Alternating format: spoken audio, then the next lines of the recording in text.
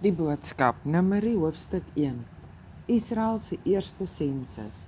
In die middel van die lente in die 2de jaar nadat Israel uit Egipte weggetrek het, het die Here met Moses in die tabernakel, die spesiale tent waar hy hom ontmoet het, gepraat en vir hom gesê: Jy en Aaron moet 'n sensusopname van die hele volk volgens hulle familiegroepe en stamme hou. Skryf die name op van al die mans van 20 en ouer wat militêre diens kan doen. Kry een hoof uit elke stam om julle hiermee te help. Hier is die name van die mense wat julle moet help. Uit die stam van Reuben, Sedeur se seun Eliezer. Uit Simeon, Suri Sedai se seun Selemiel. Uit Juda, Amminadab se seun Nagson. Uit Issachar, Suar se seun Nathanael. Uit Sibilon, Gelon se seun Eliab. Uit die nageslag van Josef. Uit Ephraim, Ammihud se seun Elisama. En uit Manasse, Pedesur se seun Gamliel. Uit die stam van Benjamin, Gideoni se seun Abidan. Uit Dan, Ammisadai se seun Egiseer. Uit Aser, Okran se seun Pigiel. Uit Gad, Reuel se seun Eljasaf. Uit Naftali, Enan se seun Agira. Hierdie stamhoofde wat almal leiers in hulle eie families is die mense wat toe deur die volksvergadering aangewys is. Moses en Aaron het saam met hierdie leiers toe die volk op daardie dag bymekaar laat kom om hulle te laat registreer volgens hulle familiegroepe en stamme.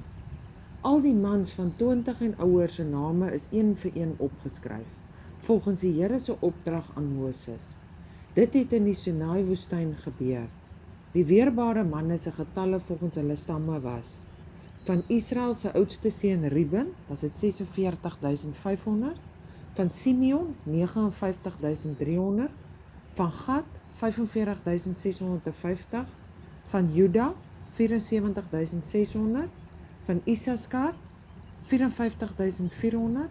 van Sibilon 57.400, van Josef se seuns Ephraim 40.500, Manasse 32.200, van Benjamin 35.400, van Dan 62.700, van Aser 41.500, van Naftali 53.400. Daar was altesaam 603.550 weerbare manne wat 20 jaar en ouer was.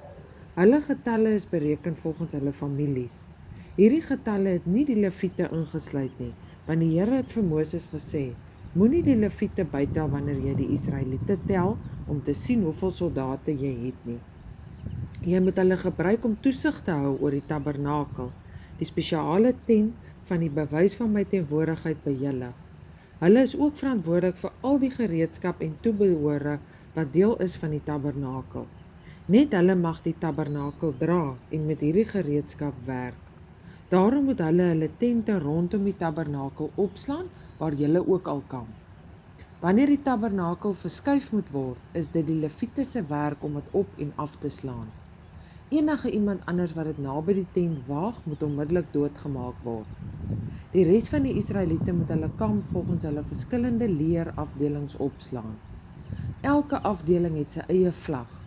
Die Lewiete moet hulle tente rondom die tabernakel, wat sê dat ek by julle is, opslaan. Hulle moet die tabernakel oppas. Dit dien as beskerming vir die res van die volk, sodat iemand nie per ongeluk daar inkom en ek baie kwaad word vir die Israeliete nie. Die Israeliete het toe alles presies volgens Moses se voorskrif gedoen.